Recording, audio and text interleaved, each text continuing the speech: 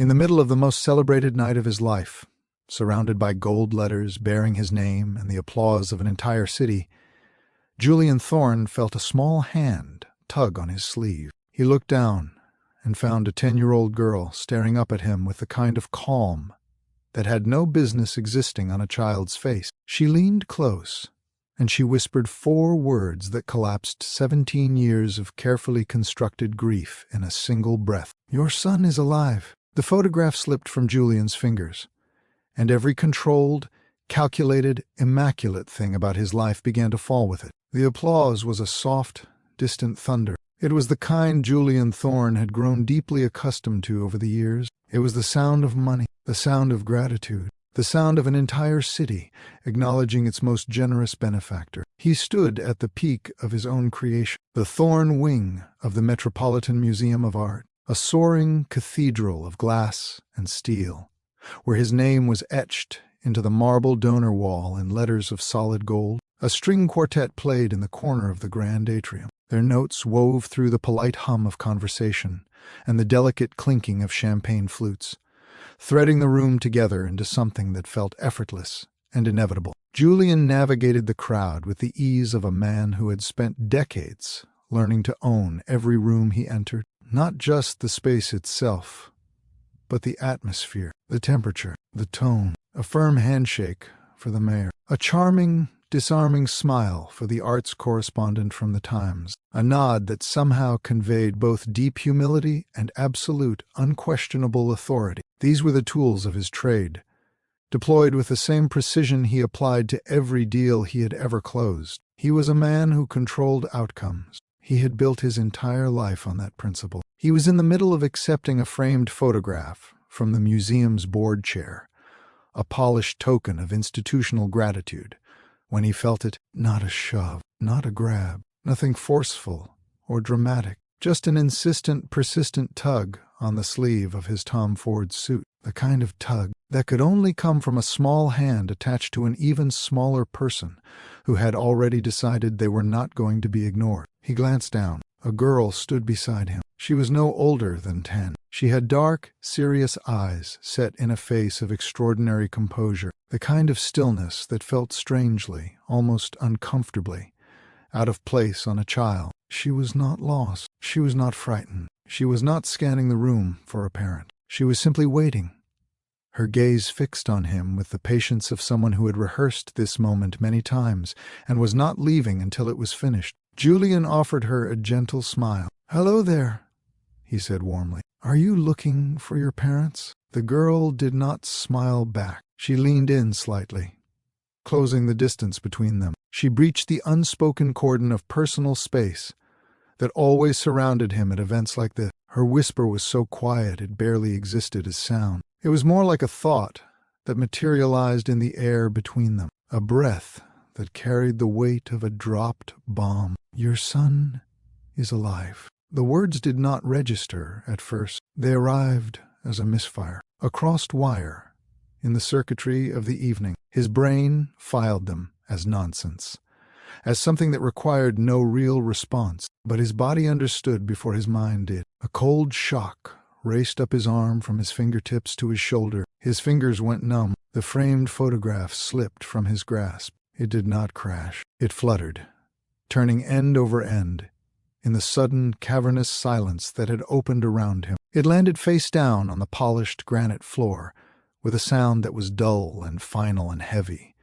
like a door closing on a room you cannot re-enter. Julian Thorne had built an empire on the principle of predictable outcomes. His entire life had been constructed around the management of variables, the mitigation of risk, and the control of narrative. He controlled markets. He shaped media cycles. He curated the very story of his own existence with ruthless, editorial precision. He was Julian Thorne, visionary, philanthropist, widower, a great man, a sad man, a man who had endured unimaginable loss and chosen, nobly, to transform it into something meaningful for the world. That was the story. He had told it so many times he had stopped questioning whether it was true. But the past was the one variable he could never fully control. He could bury it. He could cover it with gold letters and marble and the goodwill of an entire city. but he could not eliminate it. And now, a small girl with serious eyes was standing in the middle of his greatest evening,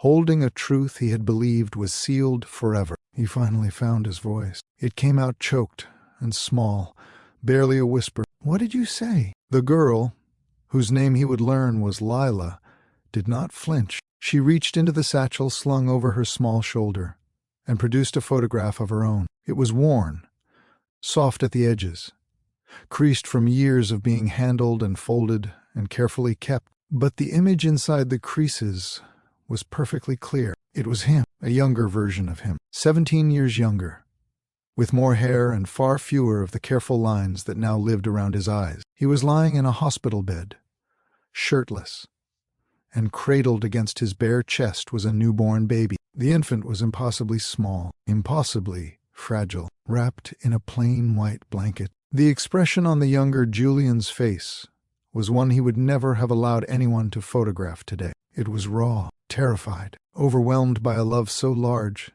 it had no container. The memory broke through all at once, not gradually.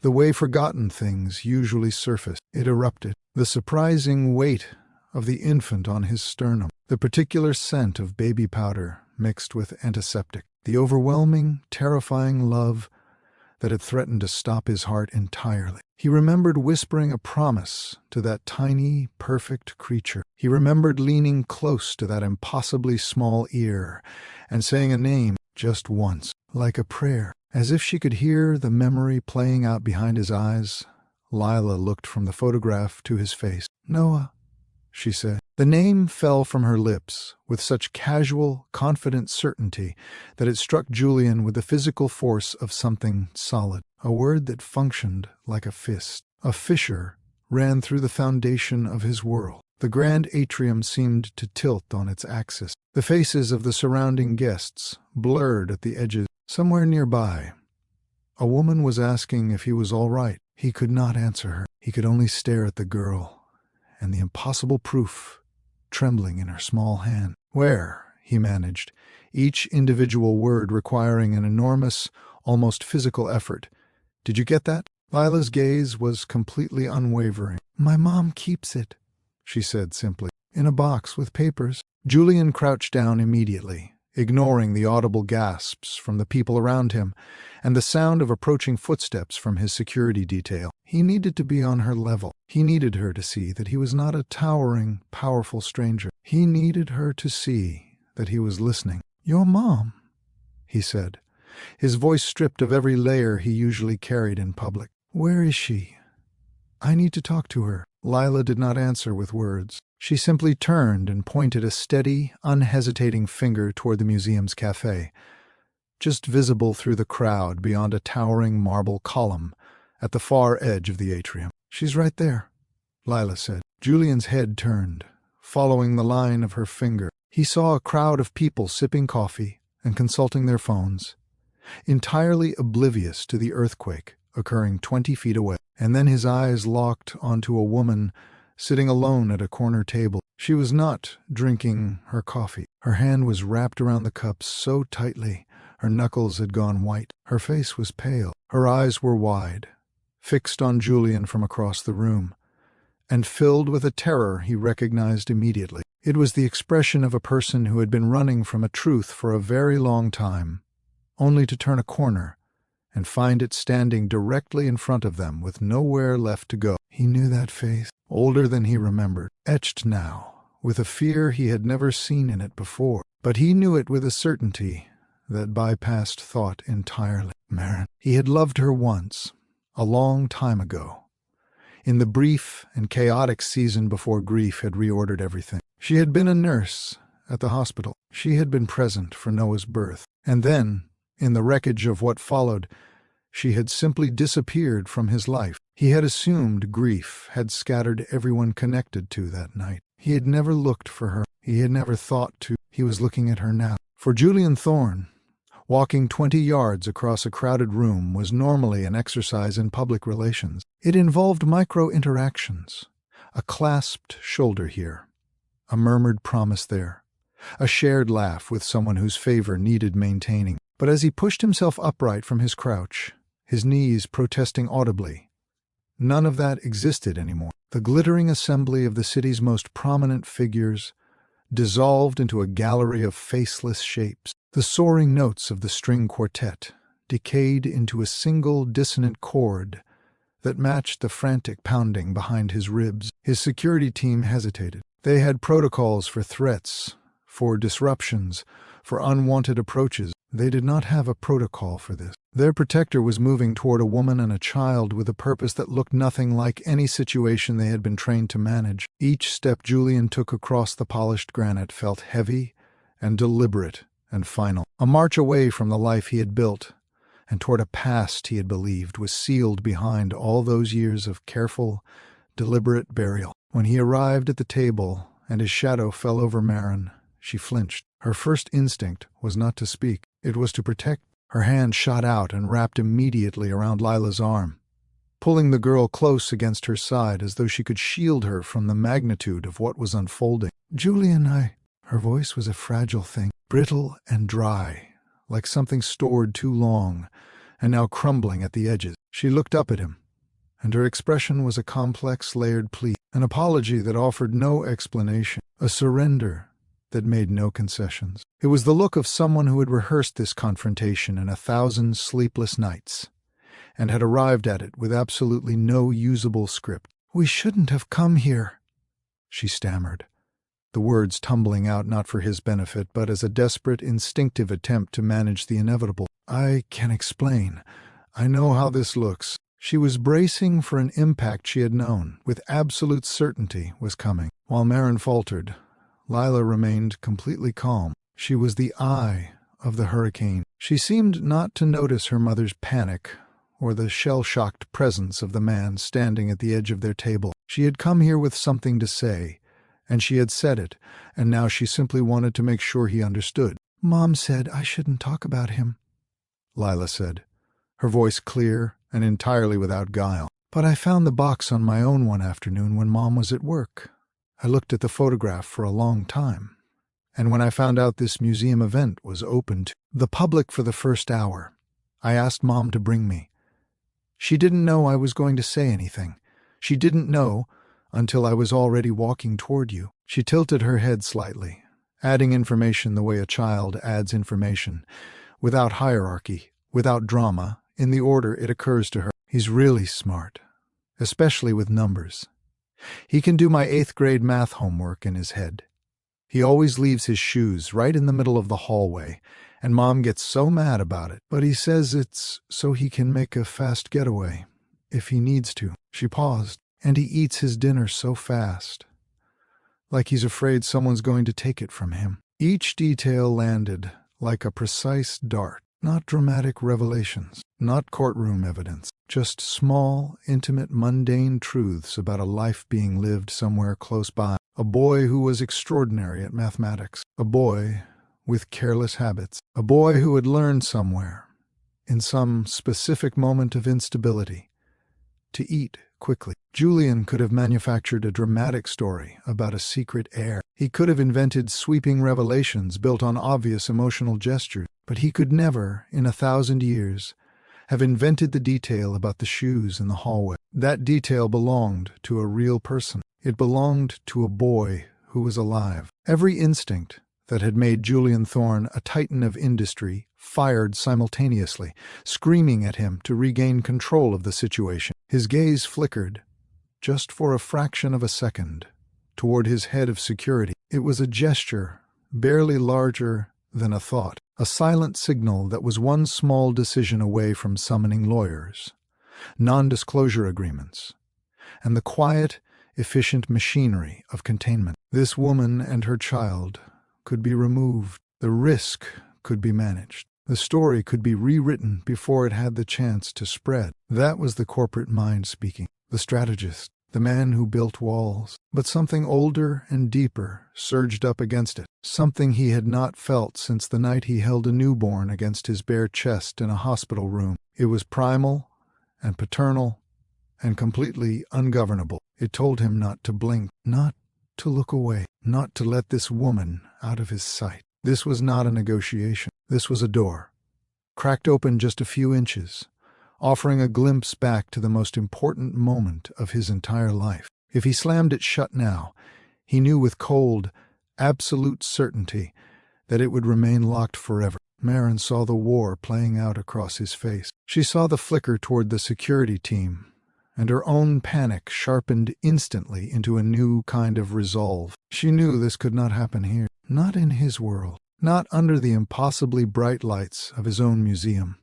Surrounded by his own power and his own people, she would be consumed. The boy would become a headline before he had the chance to become a person. "Not here, Julian," she said, and her voice had changed. It had dropped and steadied, gaining a firmness that visibly surprised him. She pushed her chair back, the legs scraping sharply against the floor. "Not like this." She gestured briefly toward the museum's exit. "My apartment.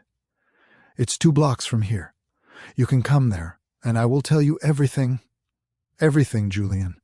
But not here, not in front of all of this." It was not an offer. It was a condition. She was taking the one piece of leverage she possessed, the truth, and moving the negotiation to the ground of her own choosing. Julian was about to respond when his chief of staff materialized at his elbow like an anxious ghost. David was a perpetually worried man, whose entire professional identity was built around anticipating problems and preventing them. At this particular moment, his face carried the expression of someone watching multiple disasters converge in real time. "Mr. Thorne," David said, his voice pitched low but urgent, his eyes wide and darting. "The mayor is about to introduce you.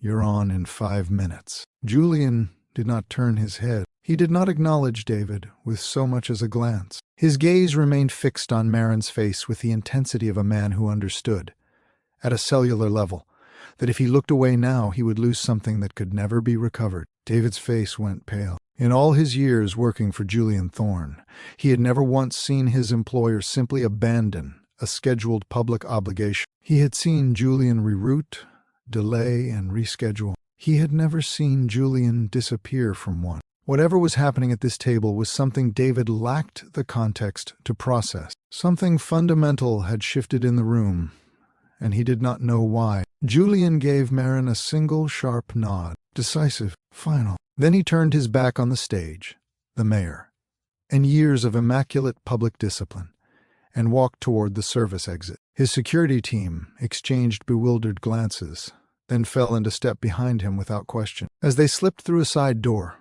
and away from the main gallery, Maren leaned close to Julian and spoke in a quick, frantic whisper, her breath warm against his ear. "If we do this," she said, "you don't say anything out loud yet.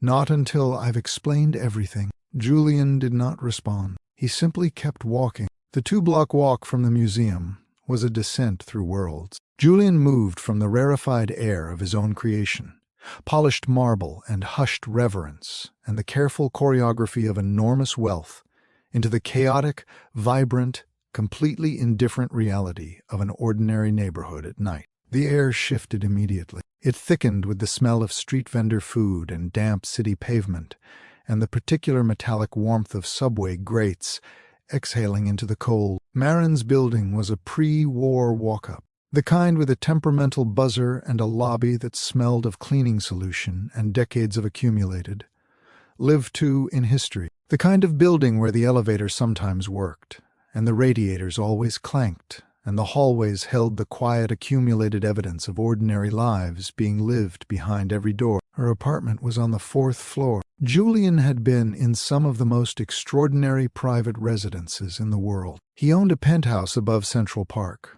that an architectural magazine had once called a masterwork of controlled space. Maren's apartment was the antithesis of all of it. It was modest and warm and dense, with the evidence of an actual life being lived inside it. A half-finished puzzle occupied the side table, the pieces spread carefully around the emerging border. Colorful drawings were taped to the refrigerator at slightly crooked angles, overlapping each other in cheerful layers. A stack of library books leaned with architectural optimism against the arm of a worn, deeply comfortable-looking sofa. It was a space defined not by what had been purchased, but by what had been lived in. laughed in, and grown in over many years. Julian stood just inside the doorway and felt, for the first time in longer than he could easily name, profoundly and uncomfortably out of place. The door clicked shut behind them. The silence that fell was heavy and charged,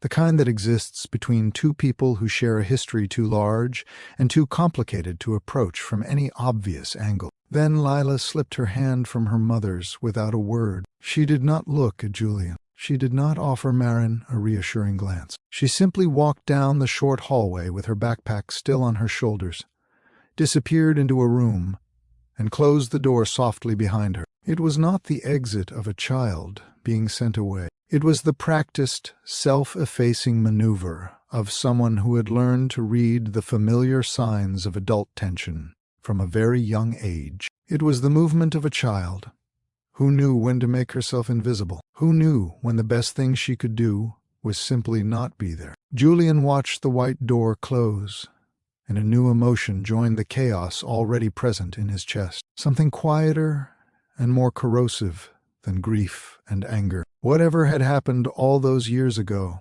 had not only shaped his life and Marin's, it had shaped this child. It had taught her to navigate an emotional minefield she had never asked to live on. It had made her careful and perceptive and self-effacing in ways no 10-year-old should need to be. Marin did not ask him to sit. She did not offer him anything to drink. She moved with a strange, somnambulant purpose, her body finally surrendering to a course of action she had clearly resisted for a very long time. She went to the hall closet. She reached up to the top shelf and brought down a plain cardboard shoebox. The logo of a running shoe brand was printed on the side, faded now with age, the corners soft and frayed from years of being stored and retrieved and stored again. She carried it back to the coffee table and placed it down with a quiet finality that felt almost ceremonial. This was it. This ordinary, disposable container, the kind of thing most people discard without a second thought, was the vessel that held the most extraordinary,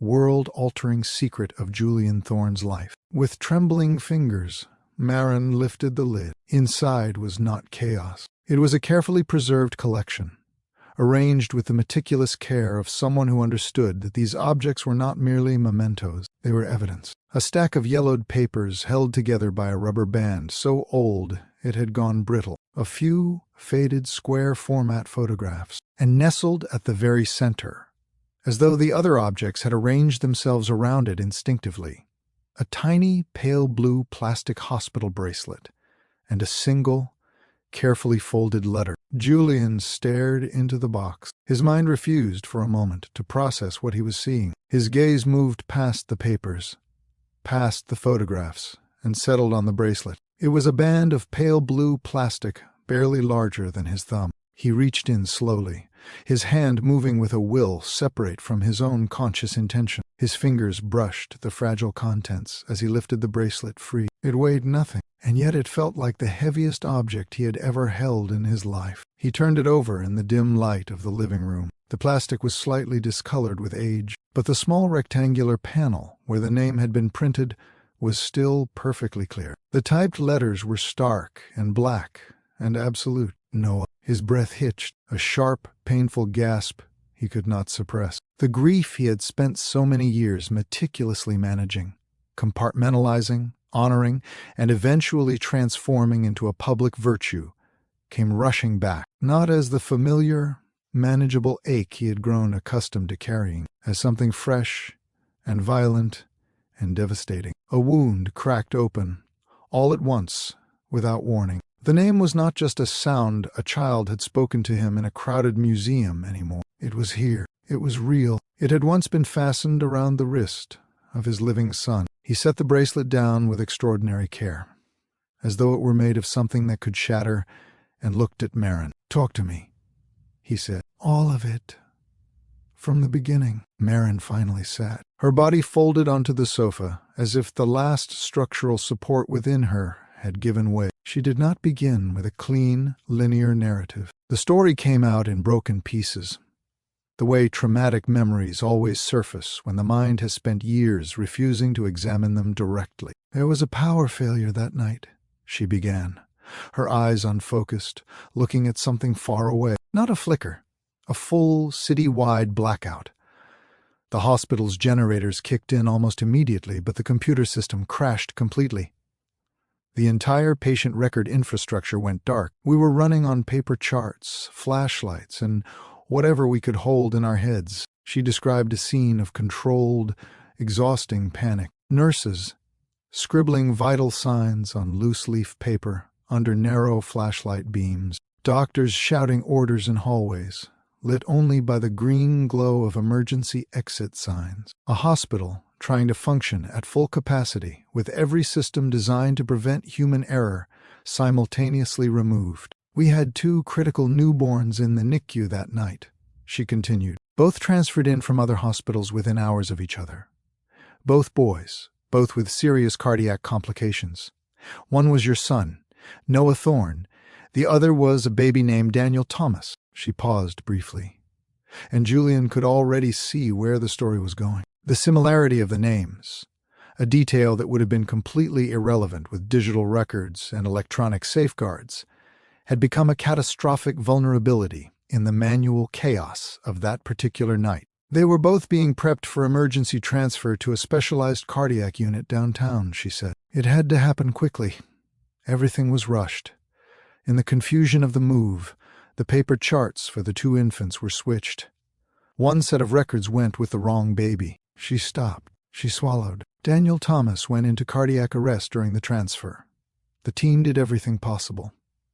But they lost him. She held Julian's eyes steadily. When the report came back, the name on the paperwork was Noah Thorne. The room was absolutely still. By the time the power was restored the following morning and the systems came back online, the administrators saw the discrepancy. She continued. They saw it, Julian. The paper trail, for anyone who knew where to look, was clearly compromised. But they also saw your name. They saw who you were, the influence you carried, the resources you commanded. She drew a slow, deliberate breath. And they panicked. She described what she had witnessed months later, overheard through a supply closet door she had not meant to open. 2 senior administrators, their voices low and careful, not discussing how to correct the error, but how to contain it. The exposure could bankrupt the institution. The scandal would end careers and trigger investigations that could reach all the way into the boardroom. One child had been tragically lost. The other was stable and placed in the system under a different name. One version of events was clean and survivable. The other was catastrophic. They chose the clean version, Marin said quietly. They decided to let the mistake stand. Julian's voice, when he found it, was barely a sound. You're telling me my son didn't die? Marin held his gaze. Her own eyes were filled with a complicated mixture of fear, pity, and the terrible intimate knowledge of someone who has lived with the specific truth for far too long. I'm telling you, she said carefully, that the hospital told you the wrong story. Julian was still for a long moment. Then he asked the question that had been forming since the moment Lila had spoken the name in the museum atrium. What name has he been living under? Marin met his eyes. The hospital logged him as Daniel Thomas when he entered the system, she said. But when I became his guardian, I was given the right to provide a name for his legal documents. He was so young. He had no attachment yet to anything they had called him. I named him Noah. She paused. I want you to understand why. It wasn't to claim him as yours. It was because I had read the original intake file. I knew what you had named him, and it felt like the one true thing I could give him, the name his father had chosen before everything went wrong. Julian absorbed this slowly. Does he know the name has any significance? No, Marin said. He knows his name is Noah. He doesn't know where it came from. That is part of what I owe him, part of what tonight is about. Marin had not been part of the decision to cover up what happened. She was careful to make that clear. She had been a float nurse at the time, recently graduated, still in the early and idealistic years of a career she had believed in completely. She had been on the floor that night. She had witnessed the confusion firsthand, but she had not been in the room where the deliberate choice was made. Months passed. The city moved on. Julian announced the creation of a foundation bearing his son's name, and Marin was assigned the routine clerical task of archiving old files from the blackout period. "It was just paperwork," she said. "A routine task. No one thought anything of it." She paused. "But I am thorough. It is the quality that eventually changed everything." She found the original intake form for the infant logged as Daniel Thomas, attached to it with a single staple, as though someone had meant to remove it and simply forgotten, was a tiny plastic bracelet, the kind that gets cut off during procedures and should have been discarded. The name on that bracelet was not Thomas, it was Thorne. "My blood went cold," Marin said quietly. "I sat at that desk, and I could not move." She had cross-referenced the nursing logs from the night of the transfer. The sign-off for Noah Thorne's final care had been attributed to a nurse who she knew for certain had been sent home early that evening. She had personally covered the end of that nurse's shift. The signature was forged. "It wasn't a single mistake anymore," she said. "It was a pattern. It was a deliberate, layered cover-up with multiple people involved, multiple layers of falsification. And I found it." She had found the thread, and against every reasonable, self-preserving instinct she possessed, she had begun to pull. "I tried to be careful," she said, her voice dropping as the memory of what followed surfaced. "I asked questions quietly. I tried to reconstruct what had happened that night, without drawing attention to myself." Her quiet inquiries set off alarms within the hospital's administration almost immediately. She was called into the office of the chief of medicine, a man with a long reputation for mentorship and a face specifically designed to project wisdom and trustworthiness. He had told her, with warm and genuine-seeming admiration, how much he valued her diligence. He had said that this same quality could become a liability if it was not properly directed. He had said that what had happened was a tragedy, that the hospital had already suffered enough, and that digging into sealed files would not bring anyone back. Then he had looked her directly in the eye and told her to let it go. "It wasn't a suggestion," Marin said. "I understood exactly what it was. I had a nursing license, I had student debt, and a career I had worked incredibly hard to build.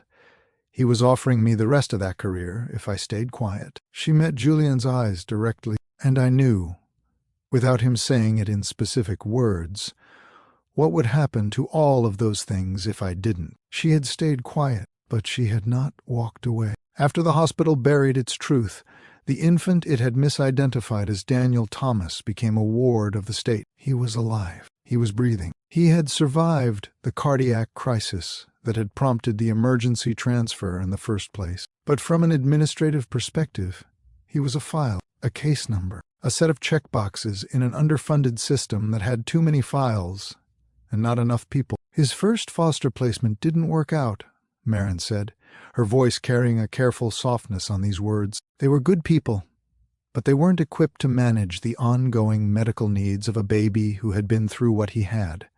He was moved to a group home within a few months." Julian said nothing. He sat with the image forming in his mind. A baby in a group home. A toddler who had learned early that faces changed and rooms changed, and the people who fed him did not always stay. A small boy, quietly building the internal architecture of a person who had learned to expect impermanence. While Julian had been standing at podiums and accepting recognition for a foundation built in honor of a dead son, his living son had been learning how to survive being forgotten. "I couldn't stand it," Marin said simply. She had been warned away from the truth. She had accepted that warning, because the alternative meant the destruction of everything she had built for herself. But she could not stay away from the child. She had been on the floor the night he was born. She had held him while the chaos swirled around her. He was not an abstraction to her. He was a baby she had touched. She started visiting him once a week. She brought toys. She made sure he had properly fitting clothes. She made herself into the one constant, recognizable presence in a life that had almost none. The system, overburdened and perpetually understaffed, took notice. A social worker suggested she explore the guardianship process. "So I did," she said. "I took the classes.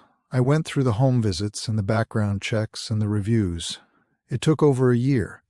but I became his legal guardian. She had left nursing after that, taking a position in hospital administration that paid less and demanded fewer nights away from him. She looked at Julian now, her expression carrying both exhaustion and a fierceness that had not been present before tonight. "It wasn't a rescue," she said clearly. "I want you to understand that.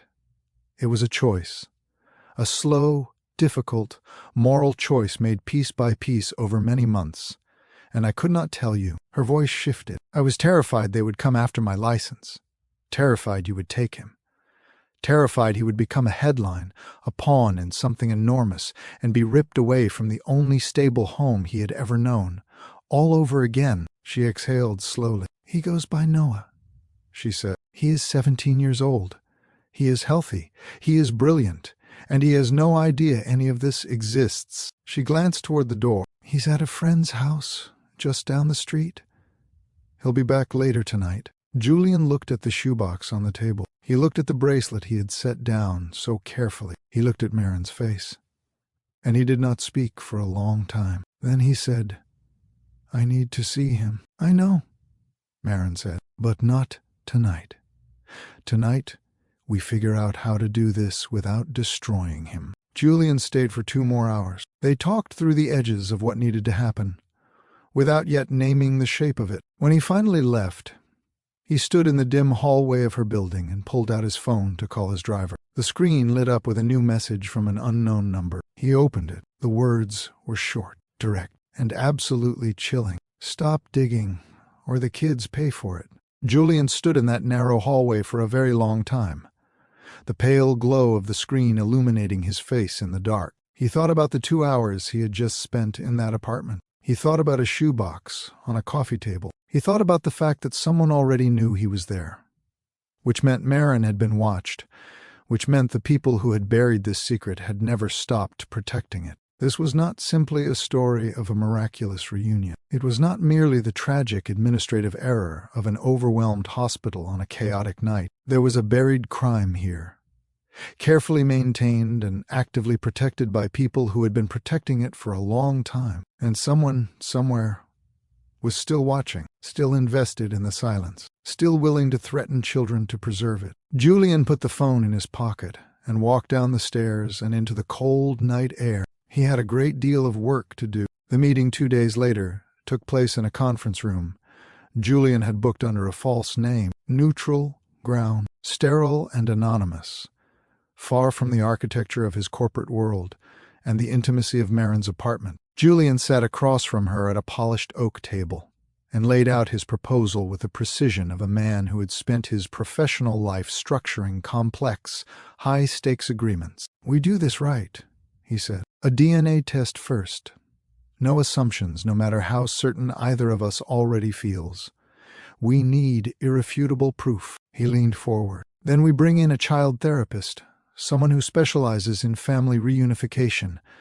Noah deserves to process this with professional support, not as a spectacle." He held her gaze. "And we keep this completely private, no press, no public statements. Not until Noah is ready. If he is ever ready, that decision belongs to him, not to us." Marin was quiet for a moment. Then she nodded. "Okay," she said. The agreement lasted approximately 4 seconds before everything underneath it cracked open. "You had all this time, Marin." Julian's voice dropped to something low and controlled and terrible. "All these years to find a way to tell me.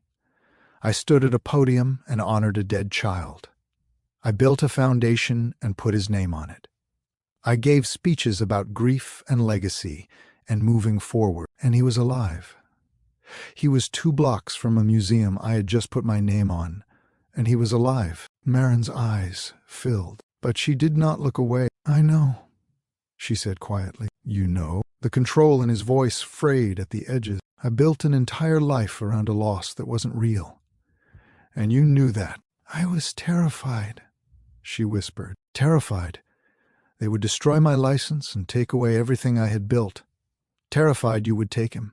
Terrified he would be torn apart by lawyers and press coverage and the weight of your world, ripped away from the only stability he had ever known, all over again." "So you made the choice," Julian said. "For me, for him, For all of us, without asking any of us? Yes, she said, her voice completely without defense. I did. And I will carry that for the rest of my life. Julian stared at her across the table. The anger was real, and it was burning. And underneath it was something more complicated and harder to name. She had been wrong. She had kept something irreplaceable from him. But she had also been, for all those years, the only person who had fought for Noah when every system designed to protect children had simply filed him away and moved on. He held both of those things at the same time, and he did not try to resolve them. I don't forgive you, he said finally. Not yet. I'm not there. But I'm choosing to work with you. For him. Marin nodded slowly. That's all I'm asking. The intimidation arrived not with a shout, but with a knock. It was the morning after Julian and Marin had scheduled the DNA appointment. Marin was making breakfast when the buzzer rang. She was not expecting anyone. Through the intercom, a calm, polished voice identified himself as a representative from the Legal Affairs Office of Metropolitan Health Systems, the corporate entity that had absorbed the original hospital many years ago. Marin's stomach dropped. She told the children to stay in their rooms and buzzed him up. The man who appeared at her door was middle-aged and wore an expensive but deliberately understated suit, the kind designed to project reasonableness rather than power, though the power was clearly present. He declined her offer of coffee with a small, regretful smile and got straight to the point. Ms. Marin, he said, settling into the chair across from her as though he had been invited. We understand there have been some recent developments, some questions being raised about events from quite a long time ago. His tone was gentle, almost fatherly. We want you to know that we take any concerns very seriously. But we also want to make sure you have a full understanding of the complexities involved. He opened his briefcase and slid a single sheet of paper across her kitchen table. It was a neatly printed summary of her guardianship arrangement, her employment history, and her financial records, not threatening in its content, devastating in its existence. The message was perfectly clear, without a single explicitly illegal word being spoken. We know everything about your life. We have been watching. We will use what we know. You've built something genuinely good for that boy, he continued, his voice warm and measured. A real home. Real stability. It would be a great shame if increased scrutiny were to disrupt that. From child services, perhaps, or from an employment review board. He met her eyes with an expression of sincere concern. I'm sure you understand. After he left, Marin called Julian immediately. Her voice was shaking. Julian listened, without interrupting. When she finished, he said, They've been watching you, probably for some time. The text message I received was connected to this. They know we spoke. What do we do? She asked. We keep going, he said. Carefully. But we keep going. Julian did not wait for permission. He hired a private investigator named Claire, a former federal agent whose specialization was institutional malfeasance, and he gave her a single clear directive. Find everything. Claire worked quickly and without making noise. Within a week, she had assembled a dossier significant enough to fill a briefcase of its own. The hospital's administrative records from the night of the blackout were disordered, but not with the natural disorder of a crisis. They had been deliberately disordered. Nursing logs had pages missing. The incident report filed in the aftermath of the power outage had been placed under a legal seal citing patient privacy, an extraordinary move for what should have been a routine internal document. Claire traced the names of the key decision-makers from that era. Most had retired. One had died. Two were still active in senior leadership positions at other institutions. She found evidence of coordination between them through a series of memos that had been misfiled rather than destroyed. A careless error by someone who had been confident, perhaps too confident, that no one would ever look closely enough to find them. And then she found the connection that stopped Julian cold when he read it. Metropolitan Health Systems, the entity now sending representatives to Marin's door, had been a consistent recipient of grants from the Noah Thorne Foundation. Year after year, Julian had directed charitable funds toward the very institutional network that had buried the truth about his son. The administrators whose decisions had stolen his child had been receiving money from a foundation built in that child's name. They had been watching the foundation grow. They had been monitoring Julian's public statements about loss and legacy, and they had been confident that the money flowing in his direction meant the secret was safe. Claire had also found the reference to a sealed internal incident report, commissioned 3 months after the blackout by the hospital's risk management team. It had never been made public. It had never been cited in any policy reform. It was locked behind a legal structure that suggested its contents were far more damaging than procedural recommendations. She pursued it through every available legal channel over the following weeks, building a case for its disclosure through regulatory pressure rather than litigation. It was slow, it was painstaking, but it did not require a public lawsuit, and it did not require Noah's name to appear anywhere in the filings. Eventually, the pressure was sufficient. The report was released. Its contents confirmed everything. The DNA appointment was at a private medical clinic that catered to clients who required discretion. Julian arrived early and alone, his security team instructed to wait outside the building. Marin and Noah arrived together, both visibly tense in the particular way of people waiting for news that will rearrange everything. Noah had been told only that there was a medical history question requiring clarification.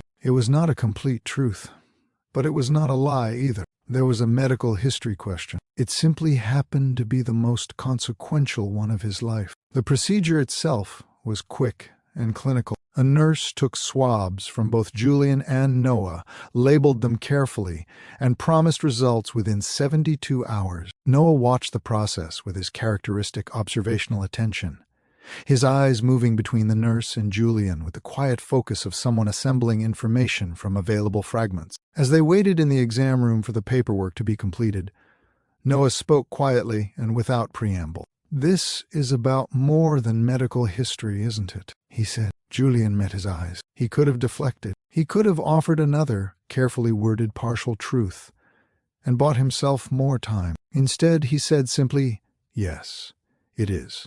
When the results come back, I'll explain everything.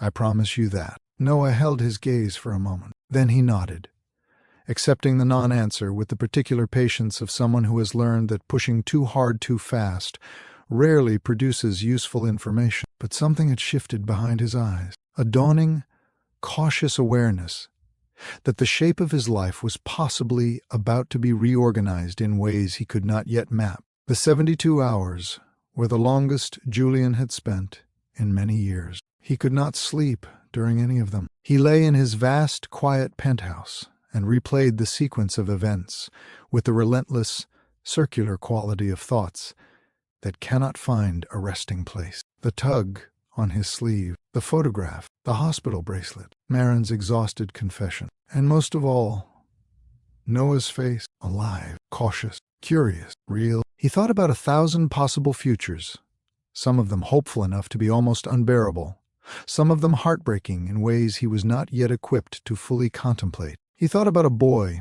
who ate his dinner quickly and left his shoes in the middle of the hallway and could do 8th grade mathematics in his head. He thought about what it meant that he had not been there for any of it. On the third night, at 11:47 in the evening, his phone rang. The screen showed the clinic's number. Julian sat up in the dark. He answered on the second ring, his voice coming out steadier than he felt. "This is Julian Thorne." The voice on the other end was calm and professional, belonging to the geneticist who had overseen the testing. "Mr. Thorne," she said, "the results are conclusive. Based on the analysis of 24 genetic markers, the probability of paternity is 99.97%. A pause. "Noah is your biological son." Julian heard the words. He understood their meaning with perfect intellectual clarity. But his body's response was not what he had expected. He had tried to prepare himself for this moment during the sleepless hours. He had been wrong about what it would feel like. He did not leap from the bed. He did not feel the rush of vindication. Instead, he felt something collapse inside him. He doubled over, the phone still pressed to his ear, and a sound escaped him that was neither a cry nor a gasp. It was something raw and primal, torn from a place he had sealed away so thoroughly he had almost forgotten it existed. It was grief, not the grief of loss, the grief of theft. All those years, all those birthdays he had not celebrated, all those first days of school he had not photographed,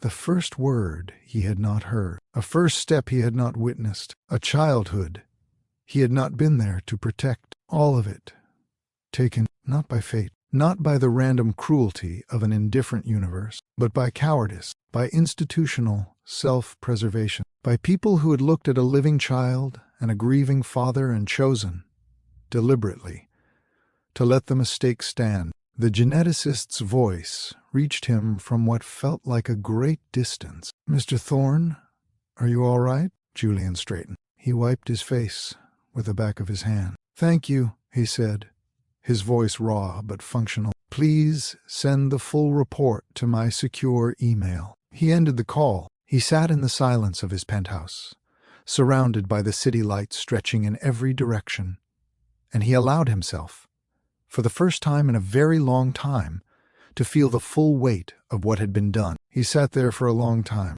Then he picked up the phone again and called Marin. "It's confirmed," he said. She did not respond immediately. He could hear her breathing. Then she said, "I know.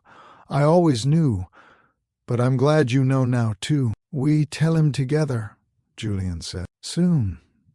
But we do it right." "Yes," she said. "We do it right." The next morning they met at a cafe far from either of their usual worlds. She looked as though she had not slept either. They sat in a corner booth with cooling, untouched coffee between them, and they built the conversation together, the way architects design a bridge over a deep chasm, carefully, structurally, with full awareness of the weight it needed to bear. They would use clear, direct language, no euphemisms, no unnecessary cruelty in the delivery. They would give Noah explicit permission to feel whatever he needed to feel: anger, confusion, grief, betrayal. All of it is welcome. None of it is wrong. They would make absolutely certain he understood that Marin was, and would always be, his mother in every way that the word had ever mattered. Julian would not position himself as a rescuer or a replacement. He would offer himself as a truth that had been hidden and was now being returned. "He needs to know he has choices,"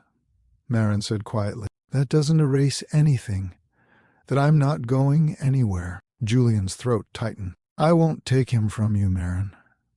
That is not what this is." She met his eyes, and something shifted in her expression, something she had not extended to him before. Trust. It was small and fragile, but it was there. They gathered in Marin's living room that evening. Lila had been sent to a neighbor's apartment, told only that the adults needed private time for an important conversation. Noah sat on the sofa, his posture guarded, his eyes reading the room with the particular vigilance he brought to situations that did not yet add up. Marin sat beside him. Julian sat across from them, his hands folded in his lap, resisting the urge to fill the silence before it was time. Marin began. "Noah, there's something we need to tell you.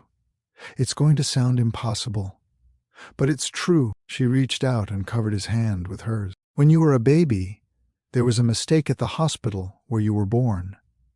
A terrible, complicated mistake that happened during a crisis. A blackout." She explained the chaos of that night in careful, measured sentences, the switched charts, the confusion of the transfer, the child who should have gone home with a grieving father and instead disappeared into the system. She explained all of it. And then she said the sentence that would divide his life into before and after. "Julian is your biological father." The room went silent. Noah did not react immediately. He did not shout. He did not cry. He went very still. The practiced stillness of someone who has learned through long experience to process shock internally before deciding how to respond. His face was carefully blank. His hands were motionless in his lap. After a silence that felt significantly longer than it actually was, his gaze moved from Marin to Julian and then back to Marin. When he finally spoke, his voice was younger than his usual voice, younger and more fragile, the voice underneath the careful, observational composure. "So what does that mean?" he asked. He swallowed, and then, in 4 words that landed in Julian's chest like something physical. "Am I still yours?" He was not asking about biology. He was not asking about legal arrangements or financial implications. He was asking whether the only parent he had ever known was about to be taken from him, whether the ground was about to shift beneath him one more time, the way it had shifted so many times before he had a name for it. Marin did not hesitate for a single moment. She pulled him into her arms with the fierce, unconditional certainty of many years of love. "Always," she said into his hair. "Always, Noah. I'm your mom. Nothing changes that. Nothing in the world changes that." She held him until his breathing steadied. Julian sat across from them and said nothing. He had prepared speeches for this moment during the sleepless nights, heartfelt, articulate declarations of regret and love and promise. Looking at Marin holding Noah now, all of those words dissolved. They were hollow. They were the vocabulary of a man accustomed to managing moments rather than inhabiting them. He let the moment be what it was, and he did not try to insert himself into it. When Noah finally sat back, his eyes were wet, but his face had shifted. The immediate terror had receded, replaced by something tentative and cautious and alive. He looked at Julian for a long, searching moment. Then he asked the question simply, without ceremony, in the direct way that was already becoming, for Julian, one of his most recognizable qualities. "So you're my dad?" Julian said the only word that was true. Yes, one word. No qualifiers, no explanations. Just the truth, offered without condition. Noah nodded slowly. He did not rush across the room. He did not call Julian anything. He did not make any dramatic gesture of acceptance. But he did not look away, and he did not turn toward the door. It was the beginning. After Noah had quietly retreated to his room, and Lila had returned and been given a shortened, age-appropriate version of events by Marin, Julian walked to the door to leave. Marin followed him into the hallway. "What happens now?" she asked. "With the hospital? With the people who did this?" "I'm already working on it," Julian said. "But I want to be careful about how it's done. Nothing that puts his name in front of cameras. Nothing that makes him the story." Marin studied him. "Is that possible? Can you get accountability without making him a headline?" "I'm going to find out," Julian said. She nodded. Then she said quietly, "He's going to need time." "I know," Julian said. "I have time, as much as he needs." He walked down the stairs and out into the night. The confrontation took place in a conference room that Julian had arranged privately, away from any institutional setting that might give the other side a psychological advantage. Across the table sat the former chief of medicine, who had delivered the warning to Marin years ago. Older now, the authority he had once wielded settled into the comfortable posture of a man who had spent years being insulated from consequences. The sealed incident report lay open on the table between them. Claire had obtained it through sustained regulatory pressure, filing inquiries through independent patient safety oversight bodies over several weeks, until the legal barrier holding the report became more expensive to maintain than to release. It did not require litigation. It had not required Julian's name to appear in any public filing. It had required patience and precision, and Claire had both. The former administrator glanced at the report. Then he looked away. "Ancient history," he said. "Not ancient," Julian replied quietly. "Recent enough that two of the people involved are still practicing medicine and making decisions that affect patients." He let that settle. "And recent enough for regulatory bodies to take a significant interest in how it was handled." The man across the table straightened slightly. "You have to understand the situation that night. The pressure. The stakes involved. Decisions were made in an impossible context. A child was misidentified," Julian said. "The error was discovered. And rather than correct it, the people in this institution chose to falsify records, forge signatures, and maintain a lie for nearly 2 decades. That is not a decision made under pressure. That is a decision made in cold, deliberate calculation." The silence that followed was the silence of a man who knows he has no remaining ground to stand on. "What do you want?" the man finally asked. Julian told him. "A full internal investigation with external oversight and binding compliance requirements. The individuals responsible for the falsification identified and referred to the appropriate regulatory and licensing bodies. Comprehensive policy reforms addressing crisis protocols, patient identification procedures, and record integrity during system failure, all of it executed through proper institutional channels, without Julian's son being named in any document that would become part of the public record. "And if the institution declines?" Julian asked, answering his own question before the man could speak. "Then I take everything on this table to every regulatory body with jurisdiction, to the licensing boards of every individual involved, and to every journalist who covered. Institutional accountability in this country. Your institution becomes the cautionary tale, and the story of what was done to a child in your care becomes very, very public." He paused. "I don't want that," Julian said. "My son does not deserve to become a headline. But I will do it if you leave me no alternative.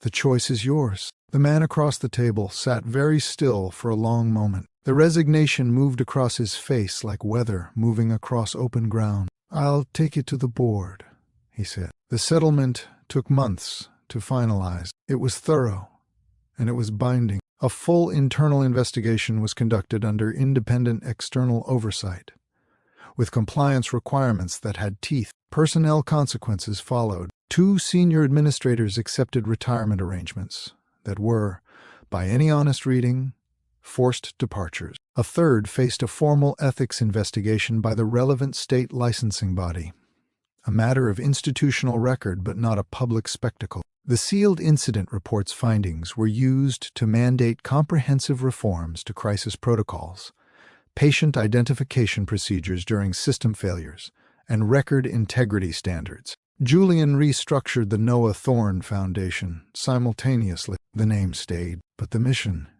shifted. The foundation's primary focus became patient safety and crisis protocol reform, funded at a significantly larger level than before, managed with genuine independent oversight, and built around a transparency structure that could not be used as a vanity exercise. The grants that had previously flowed to metropolitan health systems were redirected entirely. Every future grant came with independent audit requirements that the Foundation's previous structure had never included. It would not bear Julian's name in gold letters on any wall. It would simply work, and it would work in Noah's name, which Julian had come to understand, the only appropriate way to honor it. Several weeks after the telling conversation in Marin's living room, Julian arrived at the apartment building on a Tuesday afternoon to find Noah crouched over his bicycle in the building's small garage, the chain hanging loose, a smear of grease across the back of his hand.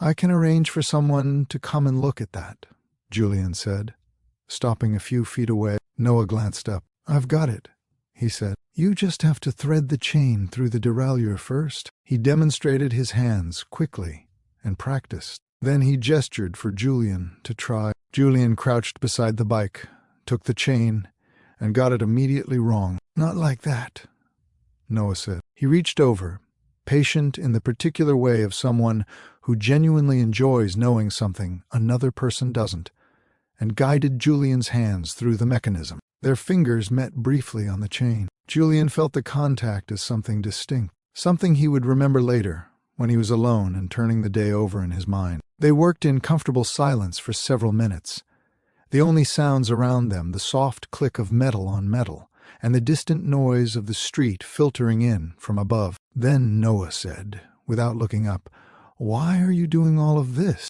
Julian set down the wrench. "Helping with the bike." "All of it," Noah said. "The therapy appointments, showing up, coming here on Tuesdays." Julian looked at him. He could have produced a thoughtful, well-constructed answer. He had several. Instead, he told the truth. "Because I missed a great deal of your life, and I can't get any of it back. But I can be here for whatever comes next, if you'll let me." Noah was quiet for a moment, still focused on the chain rather than on Julian. Then he reached over, picked up the wrench, and held it back out. "Okay," he said, "but you're still doing it wrong." Julian smiled. It was the first genuinely unguarded smile he had felt in a very long time. Learning to share a child with the woman who had raised him in secret was not a graceful process. Julian and Maren met regularly to navigate the logistics and the ongoing emotional complexity of their arrangement. They discussed school, medical appointments, and the slow and nonlinear process of building Noah's trust in this new configuration of adults around him. They disagreed frequently. Maren's protective instincts, honed by years of solo guardianship and an ever-present fear of losing Noah to someone with more resources and more legal leverage, collided regularly with Julian's deeply ingrained need to control, to optimize, and to solve problems through the deployment of whatever was available to him. They learned, gradually and imperfectly, to slow down. They learned to listen to each other, and more importantly, to listen to Noah. Maren carried guilt. It did not vanish with the telling. She still woke up some nights gripped by the fear that she had made the wrong choice all those years ago, that a braver version of herself would have found a way to tell the truth sooner, regardless of the personal cost. Julian carried anger. It did not dissolve with the settlement, or the accountability, or the restructured foundation. It flared, sometimes unpredictably, when he allowed himself to calculate what had been taken. But both of them made a conscious, ongoing choice to stop letting those emotions govern their decisions about Noah. They chose instead to focus on the person he was becoming and on what he needed to keep becoming him. Julian attended Noah's school mathematics presentation several weeks after the telling conversation. He sat in a chair designed for someone significantly smaller than him, surrounded by parents in casual clothes, in a blazer he had not thought to change before coming directly from a board meeting. Noah stood at the front of the classroom and worked through a calculus problem with the fluency and easy confidence of someone who has spent years finding the one place where everything makes complete, reliable sense. At some point during the presentation, Noah glanced out into the audience and found Julian there. His face moved through several things in quick succession. Surprise, a flicker of something self-conscious, and then, just briefly, almost too fast to catch, something that looked remarkably like pride. Noah was not easy. He tested the permanence of Julian's presence the way anyone would who had learned early that permanence was not something you could assume. One evening, as Julian was leaving after dinner, Noah stopped him at the door. "Are you going to disappear?" he asked. The question was delivered flatly, without drama, the way a person asks something they have been carrying for some time. Julian turned back and met him directly. "No," he said, "I'm here, and I'll keep showing up." And he did, every Tuesday, every math night, every ordinary and unremarkable occasion when showing up was all that was required of him.